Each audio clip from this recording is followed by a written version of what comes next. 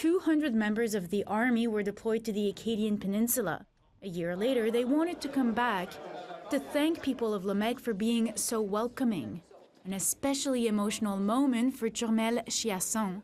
He's from Pigeon Hill and his mom was without power for 15 days. It was a shock to see all the trees and a telephone post, especially basically like I say, in my little village, there was probably 20 telephone posts in a row, all down, and seeing, especially at night, like everything dark, no lights anywhere.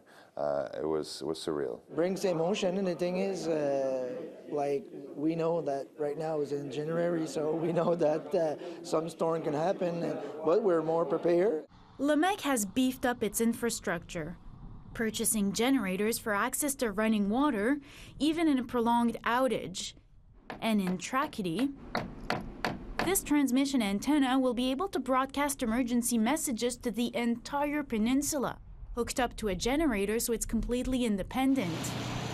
But perhaps the biggest changes are those made by NB Power. It's a two-piece steel pole that we're putting in with the new line. The storm revealed serious weaknesses in infrastructure. Here on the Shippagan-Lemec Bridge, where the winds are fierce, workers are doing away with the wooden poles. Steel pole, there is no opportunity for the poles to actually break by any means. And the big part of it is really the foundations of these, obviously being set in the concrete. That really increases the stability of the structures. 600 poles snapped during the storm, many of them toppling like dominoes. NB Power has since identified the grid's weak spots. It'll be making improvements at those points across the peninsula over the next 3 years, working to strengthen the infrastructure there. And while progress is made in some places, not all are equally fortunate. 1 year after the storm, the province has yet to pay out on many disaster relief claims.